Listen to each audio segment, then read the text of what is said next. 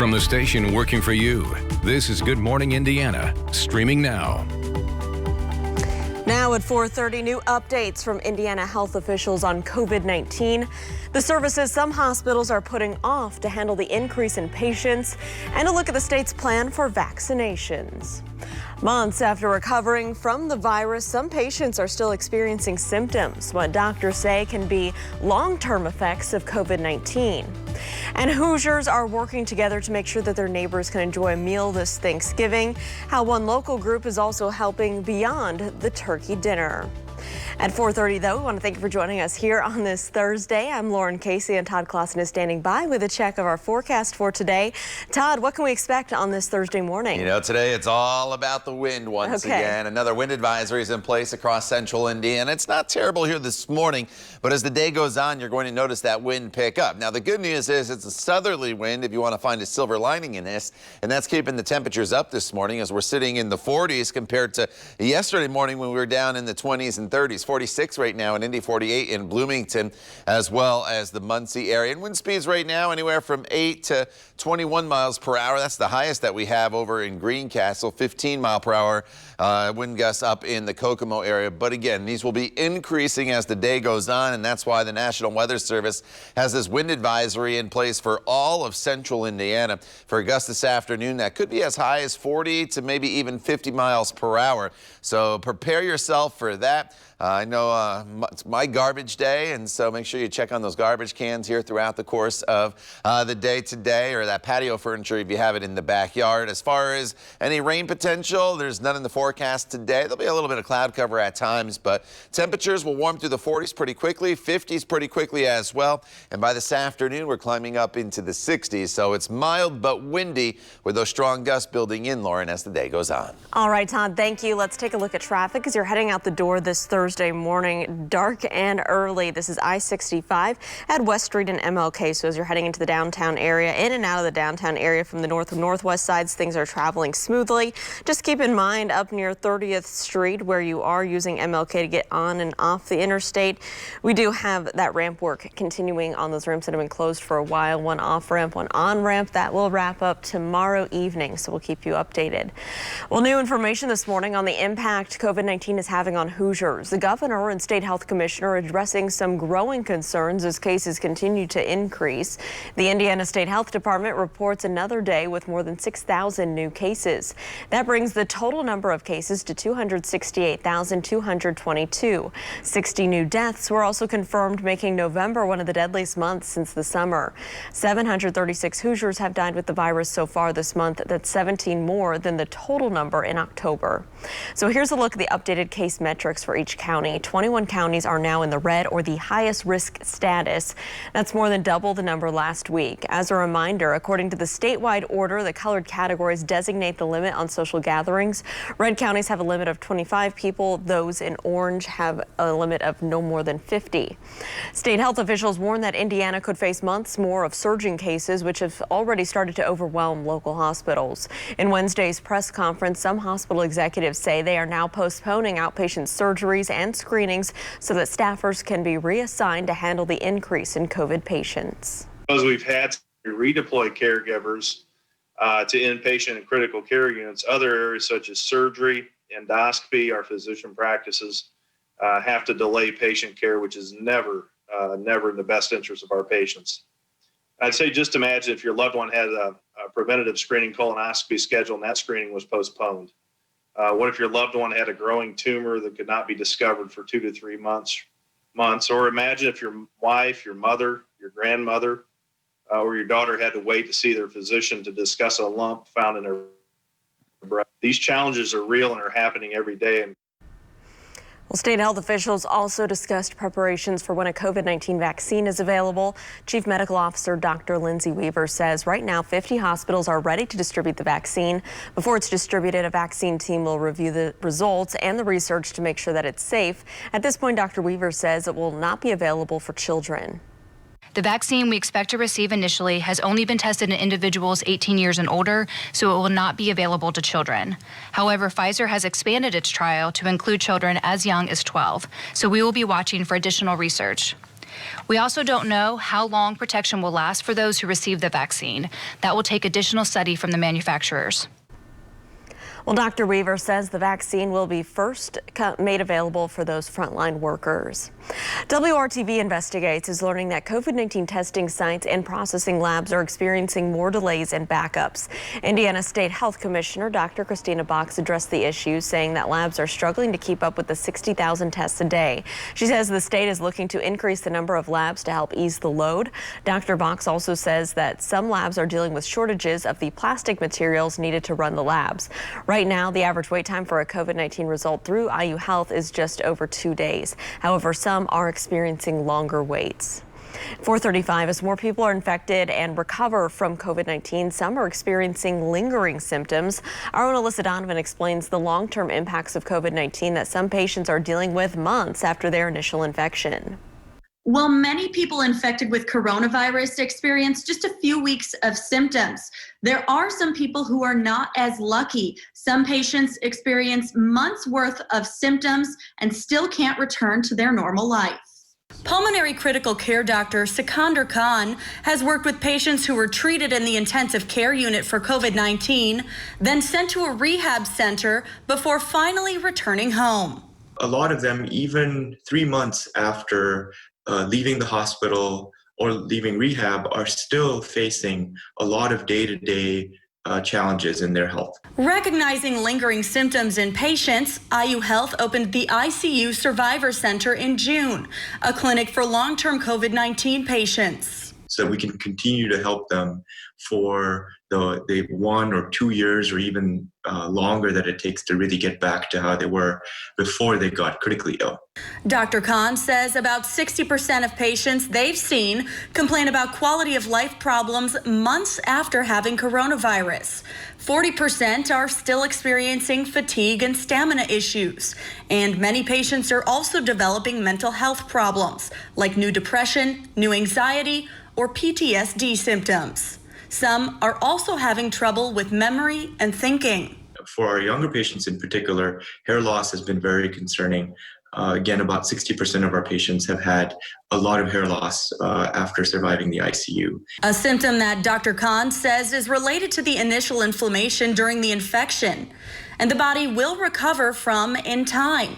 However, certain impacts on patients will be lifelong. For things where the lungs have become scarred, that is usually permanent. If they've had injury to organs, which causes scarring and permanent damage, we don't think that will completely go away. Leaving those hit hardest by the virus to live a life that will never return to normal. I'm Alyssa Donovan, WRTV. Alyssa, thank you. It is 4:38. Community members are working together to help their fellow Hoosiers celebrate Thanksgiving with a warm meal, which is unfortunately something that a lot of families cannot afford this year. 2020 will be the 6th year. Community leader D. Ross has organized his No Family Will Starve giveaway for Thanksgiving. This year, his goal is to feed more than 150 families in a turkey and give them enough food for 2 more months. Ross is working with apartment complexes on the east side to find people in need who may be behind on rent or have multiple children, and their work doesn't stop with handing out the meals. Figure out what the need is so we get to the root causes so they can become financially stable, so they won't have to depend on these resources every single year. Well, so far 50 volunteers have signed up to help Ross deliver the food this Saturday. They're going to be going door to door dropping off the goods while wearing PPE. And an annual Thanksgiving race still on this year and in person. Organizers of the Drumstick Dash say they've taken the proper precautions to hold a safe race. They had to submit a risk mitigation plan to the health department. The race typically registers about 20,000 people a year, but this year it will be reduced to 20% capacity. 3,000 people will be allowed to run at a time with 2 different start times. People can also start whenever they want to avoid the crowds, and there won't be any water stations. Organizers say it's important to continue the event because it's a fundraiser for Wheeler Mission. It's more critical this year to have this event because it does raise critical funds for those experiencing homelessness. And our numbers are real. We're seeing high numbers already early in the season. And if you don't feel comfortable running with the crowds, a virtual option is also available. We have more information right now on our website. Just go to WRTV.com. Cyber Monday is almost here. Coming up, we'll show you some tips to get extra savings in addition to those big deals online. And the NBA draft is now behind us. Still ahead, a look at the Pacers' first and only pick. Todd. And there's a lot of color on your wind gust map that shows that the winds are increasing here across central Indiana. A couple stations reporting at this hour, 25 to 28 mile per hour wind gusts. Those will be up near 40 miles per hour later on this afternoon. A wind advisory goes into effect starting at 10 a.m. We'll talk all about it coming up in your WRTV Storm Team forecast.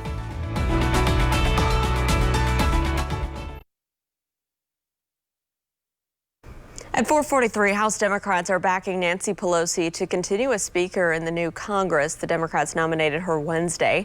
Full House floor vote is expected in January, and she needs a majority to retain the role. Pelosi is the only woman to serve as Speaker of the House and the only woman to serve as Minority Leader. If she's approved in January, this will be her fourth two-year term. The 80-year-old says she does not plan to serve past 2022. Despite holding a few appearances since the election, President Trump will hold the traditional Thanksgiving turkey pardoning ceremony. This event is set for this coming Tuesday. According to the National Turkey Foundation, 2 birds will come from a farm in Iowa. They'll arrive in Washington by train next week, and they're yet to be named. The pardoning is a presidential tradition that goes back at least 73 years. While many stores have canceled Black Friday this year, the pandemic cannot stop Cyber Monday. This morning, our partners at The List are sharing some tricks you can use to save some extra cash. The online shopping extravaganza known as Cyber Monday is a day for deals and discounts. The data shows us that year after year, more and more people are taking part in Cyber Monday. Bethany Hollers, a money-saving expert from BrickSeek.com, has some tips to maximize Cyber Monday savings.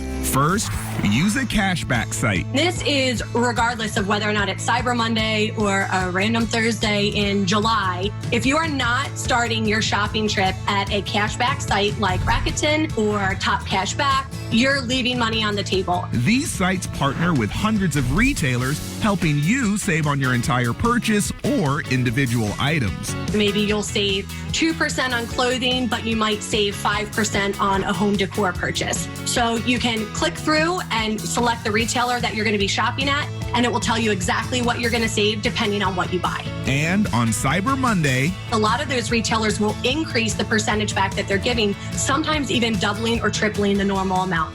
Next, abandon your shopping cart. A few days before Cyber Monday, go to the retailer that you're planning on shopping on Cyber Monday. Make sure that you log into your account, you pick out what it is that you're going to buy, add it to your shopping cart, and start the checkout process. But when it's time to enter your payment information, log out of your account, X out of the window, and abandon your shopping cart 90% of the time. Within 2 to 3 days, that retailer is going to email you with a special offer to try and entice you to complete your purchase. Maybe it's a coupon code for 10 or 15% off, or it's a promo code for free shipping. Finally, shop incognito. Retailers and brands nowadays, they are experts at tracking you. They track your browsing history, they track your purchase history. To avoid being tracked, open a private browser. It masks the way that you shop online. Retailers will think it's your first time visiting their site. And what might end up happening is that you will be offered a deal, if it's maybe a pop-up on the website itself, that you wouldn't have gotten otherwise. We're keeping our piggy banks full with Cyber Monday savings. All right, well, Hiring Hoosiers is our initiative to connect you to new job opportunities, and UPS is looking to hire right here in central Indiana during this busy holiday season. The shipping company is looking to fill 750 seasonal positions in Indianapolis and Plainfield. They need drivers, driver helpers, and package handlers. You can find more on the available jobs at a link right now on our website. Just visit hiringhoosiers.com. At 4:46, let's toss things over to Todd for a look at the wind out there, Todd. Yeah, the wind will really start to kick up here once again as we go throughout the day, Lauren, and that's why a wind advisory will be in effect here from 10 a.m. to 5 p.m. on Thursday. So it's not a prolonged period of really strong winds, but they will really start to kick up as the day goes on. Look at the wind gust potential here as we go throughout the day. And we're going to stay pretty similar to what we have out there right now as far as wind gusts in that 25 to 30 mile per hour range through about 9 a.m. And then things really start to kick into high gear with wind gusts that could be as high highs 50 miles per hour through the latter half of the morning and into the early afternoon, and even into the evening hours it'll be pretty strong. And then once we get past the evening hours into tomorrow, the winds will start to die down. But here's the good thing. The winds are out of the south. You remember back to Sunday, we had those really strong winds that caused power outages. Trees came down, and there was a big chill in the air. That's because those winds were out of the northwest. So it's a different wind direction, and look what that's doing to the temperatures already. This is your 24-hour temperature change map, and we're running anywhere from about 10 to almost 20 degrees warmer than we were yesterday when temperatures were all the way down in the 20s in many locations. That means this morning we're sitting in the 40s and 50s for the most part. The outlier there in Richmond at 38, 51 in Greencastle, 48 in Bloomington, 46 is the current temperature in Indy as you get going on this Thursday morning, and Tipton's at 42 degrees. Here's how things break down. Again, these funky looking icons are the wind icons. We'll have partly cloudy skies throughout the day, and look at these temperatures. Yesterday we were right around 50 degrees in the afternoon, should be up to 53 already by 10 a.m. By the noon hour, we're looking at a temperature of 58 degrees, and then highs will top off in the low 60s across the area later on this afternoon, putting us about 10 to 15 degrees above normal depending on where you live. Now there's a little bit of cloud cover out there. It's not going to be completely sunny throughout the day today, but we'll call it partly cloudy for the most part, and we'll be dry with the closest precipitation well up to the north. This evening, if you have plans, sunset is at 5:26. Partly cloudy skies. The wind will start to diminish as the evening goes on. That is the good news. And then for the day tomorrow, it'll be a little breezy, but nothing terrible. But more in the way of cloud cover tomorrow. Partly to mostly cloudy skies. Still pretty mild though, as temperatures will be climbing up into the low 60s. And as we look ahead to the weekend, rain enters the forecast late Saturday. Most of Saturday should be dry. The cold front comes through on Sunday. There will be a period of rain, and there could be some decent rainfall totals as that comes through. And then it's much cooler as we head into next week with high temperatures that'll be in the 40s on Monday and Tuesday, with more showers returning by the middle of next week. Lauren? All right, Todd, thank you. No problems here on the roads at I-465 near State Road 67, Kentucky Avenue. This is on the southwest side where traffic is traveling up to speed, both eastbound and westbound. We'll keep you updated if there are any trouble spots you need to avoid this Thursday morning. Well, the Pacers front office had a late night on Wednesday. The long wait to make their one and only draft pick is bringing a Blue Devil to the blue and gold. The Pacers selected Cassius Stanley with the 54th overall pick last night. The 6'6" guard played just a single college season at Duke University. He averaged 12 points per game and was selected to the ACC all-freshman team. Originally from Los Angeles, he'll soon be calling the Circle City home. You know that there's a new coach, but I also have a lot of family in Indiana, sprinkled out throughout the state. So, you know, I know I'm going to be very comfortable when I get there, and, you know, I'm just ready to go.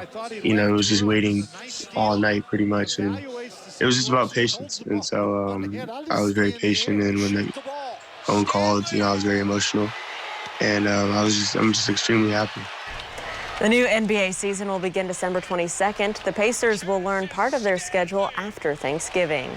And more basketball news, the Harlem Globetrotters have set 3 new world records. Globetrotter Dragon Taylor broke the record for the highest throw and catch of a spinning basketball at 20 feet 1 inch.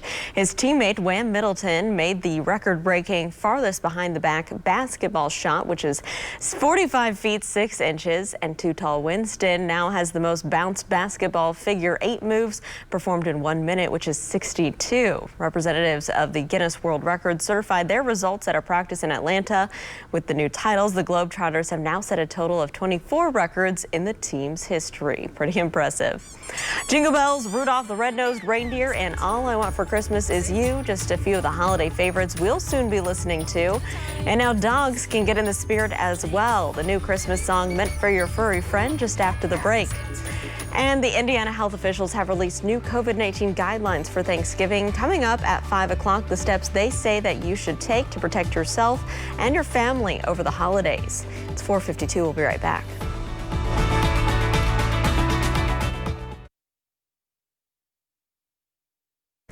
Well, it's just about time for Christmas music, and now there's a carol written specifically for your dog to enjoy. Take a listen. Squirrel! Oh, good boy. Would you like to go on walkies? Sit. Well, Raise the Woof, as it's called, is the first ever Christmas single specifically written for our four-legged friends. It was made using scientific research into how dogs interact with sounds. The final result was recorded at the famed Beatles studio, Abbey Road, and combines a reggae beat with Belle's owner commands and every dog's favorite sounds, squeaky toys. I think my dog, Molly, would be confused if she heard the word walk and we weren't going for a walk or something, Todd. I don't know. Maybe they like it. Maybe they like Scientific. it. Yeah. I don't have my own dog, but I like my friends' dogs. Yeah. Bring this song with you to the next party. I'm just going to bring it and start playing it and see what happens. All right, 65 this afternoon, so it's mild, but it's also very windy, as we have some wind gusts that will be up to maybe 50 miles per hour. Tomorrow's still mild at 60 with partly sunny skies. Then we get to the weekend, and a cold front's going to come through. There'll be some scattered showers late Saturday, but more so on Sunday, followed by cooler temperatures. The time now is 4:57. You're watching Good Morning Indiana right here on WRTV. We're back in just a couple minutes. Stay with us, and we'll see you then.